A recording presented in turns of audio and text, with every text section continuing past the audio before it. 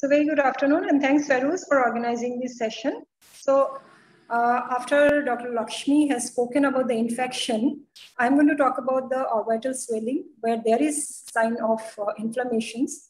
So when you talk about rubor, dollar, color, and other cardinal signs, which you all know, we are talking about orbital inflammation.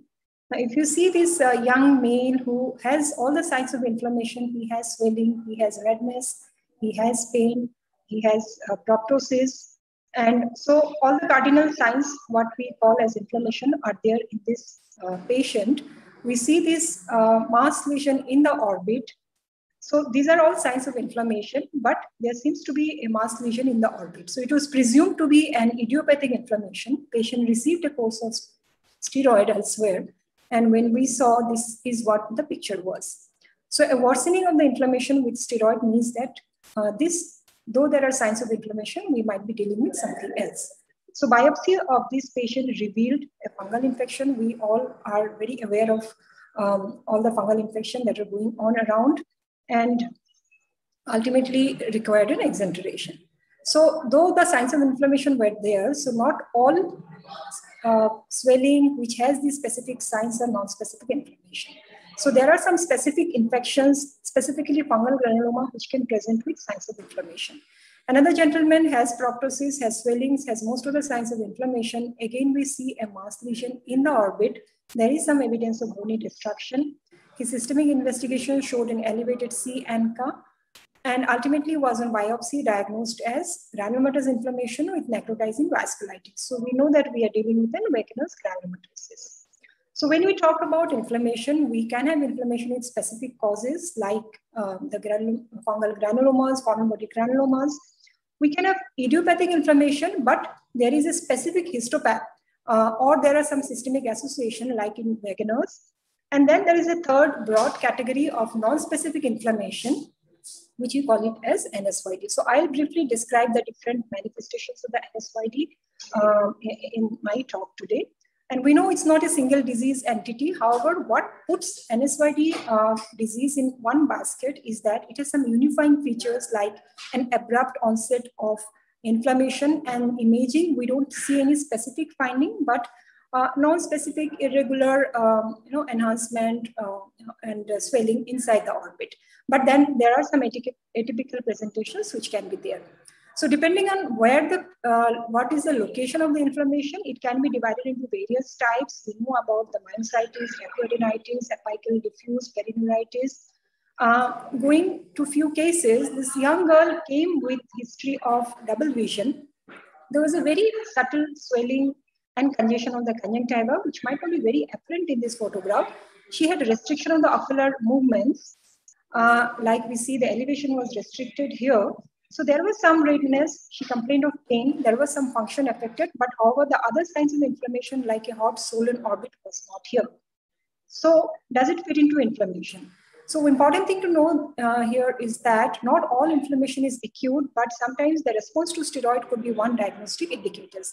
Now, this girl had enlargement of the extraocular muscle, which seems non-specific with involvement of the tendon, and was diagnosed as myositis, and she responded beautifully to steroid, as we can see here, with no recurrence over the follow-up period. So myositis is probably the most common pattern of non-specific inflammation, which can present as an acute or a subacute pathology. It can involve one muscle, single muscle, or sometimes there can be multiple muscle involvement.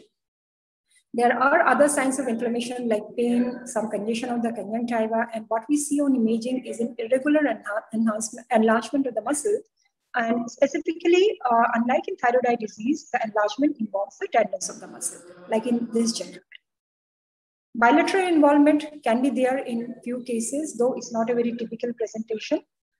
Another patient with all the signs of inflammation like swelling, congestion of the conjunctiva, double vision, restriction on the movements, and CT showing enlargement of the muscle. But we know that this is not an idiopathic inflammation, but is thyroid eye disease because we see the enlargement of the muscle is sparing the tendon. So acute phase of thyroid can sometimes present as inflammation, and we need to be aware of this presentation to be able to diagnose and treat them correctly. Parasitic cyst, like cystosarcosis in our scenario, can sometimes present with isolated involvement of the muscle.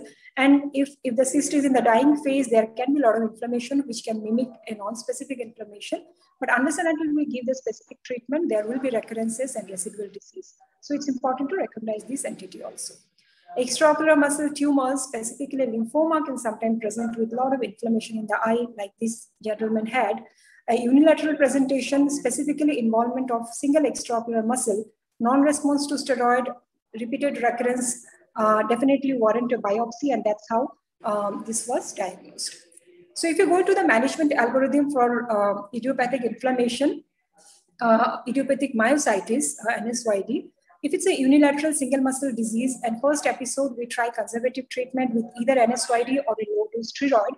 However, some atypical presentation like multiple muscle, bilateral disease, recurrent disease, we need to rule out other systemic associations. Sometimes they need high-dose steroid, and a biopsy might be required to rule out any other specific cause. Moving on to the second entity, that is the dacryoadenitis variant of inflammation. The classical signs of swelling, sudden onset, painful swelling with S-shaped ptosis, tenderness which is localized over the lacrimal gland area with an inflamed looking lacrimal gland, and an imaging showing enlargement of the gland are all the classical signs. So how do you treat these patients once we diagnose? If it's a first episode, against the treatment remains conservative, and we go by the function of the gland. If the Schummer's is preserved, which means that the gland function is not really affected too much, we can try non-steroidal anti-inflammatory or maybe low-dose steroid. However, a severe reduction in the Schummer's value warrant a more aggressive treatment, sometimes even with IVMP. However, in bilateral dacryoadenitis, like in this young gentleman who had recurrent episode, non-responsive to steroid, biopsy is warranted. And when we did biopsy for this patient, he actually had granulomatous inflammation, and we could actually detect an AFP in the biopsy sections. It's unusual to get an AFP in a dacryoadenitis, tubercular dacryoadenitis, but ultimately it turned out to be tubercular dacryoadenitis, and he required ATT for resolution. So dacryoadenitis has a lot of other differential diagnoses. It can be other specific pathologies like infiltration from the leukemia, lymphoma, systemic diseases, sarcoid, Sjogren's, Wegener's. They all can present like we see the different manifestations here, which need biopsy to rule them out. The other variant, which is probably a little more commoner, is the diffuse NSYD, where we see diffuse a cellulitis kind of picture. However, in the imaging findings, there are no localized collection or abscess formation. And what is important here is the marked response to steroid. So this was a picture just about after 1 day of steroid. So such a dramatic response, once you have ruled out other causes, goes in favor of a diffuse variant of NSYD. Saying this, we must not forget that many other pathologies like keratoconcavernosus fistula, especially the high flow ones, like infiltrative tumors, malignancies which are rapidly progressing and which has caused a lot of tumor necrosis, especially in children, and also lymphangiomas with bleed can also present with an acute cellulitis or an acute orbital inflammation kind of picture, which can mimic a diffuse NSYD. So steroid is not sufficient in those cases, and we have to treat the specific cause. Another variant, little less commoner, is like what you see in this gentleman who has again all the classical signs of inflammation, but what we see here is almost a mass formation in the orbit with a lot of bony destruction. And on biopsy, it turned out to be the sclerosing variant of NSYD, which is a little more aggressive variant, recalcitrant treatment. And there is a lot of desmoplastic reaction on histopath, and that's how the name comes here. So this is one variant where we need to treat a little more aggressively and with intravenous steroid. And many times this patient, if there is a residual disease, can also need debulking of the disease for it causing some functional problem. So there are various management modalities of NSYD as we discussed. If it's a typical feature, if it's a first episode unilateral disease, no systemic involvement, we try a non-steroidal anti-inflammatory or a low-dose steroid, and usually the prognosis is good. Now, if the disease comes back and it keeps on coming back with the recurrent episodes, and if it's a bilateral disease, and if it's one of those apical or a perineuritic variant, the treatment needs to be a little more aggressive, and we need to investigate the patient for other causes, any other systemic disease, and also do a biopsy if it is not responding. Atypical presentation, definitely needs a biopsy, like the sclerosing variant that we saw on the imaging without a bone destruction, to rule out tumors or any other causes. So when do we do a biopsy? If it's an atypical finding on clinical or imaging, and if there is a recurrence and they don't respond to steroid, that's when we do a biopsy. Systemic investigations are again required in very specific scenarios, and these are usually directed by the histopath findings. Means that we do the biopsy first, and based on the histopath, if we feel that it fits into Wegener's or sarcoid or other things, we do the systemic evaluation to rule out the specific causes. So to conclude, inflammation is not always an infection. Inflammation is not always a non-specific inflammation. It can be other specific etiologies also, which needs to be ruled out. Specifically, if the clinical presentation is very atypical, we need to do a biopsy. Our threshold for biopsy has to be really lower. But in typical cases, we can give an empirical trial of treatment with steroid. And whenever there is a systemic involvement, we need to treat the cause. And just treating the patient with steroid might not be appropriate. And since we are talking about NSOID, since we don't know the trigger in most of the causes, treating the inflammatory process remains the mainstay of treatment for most of these patients.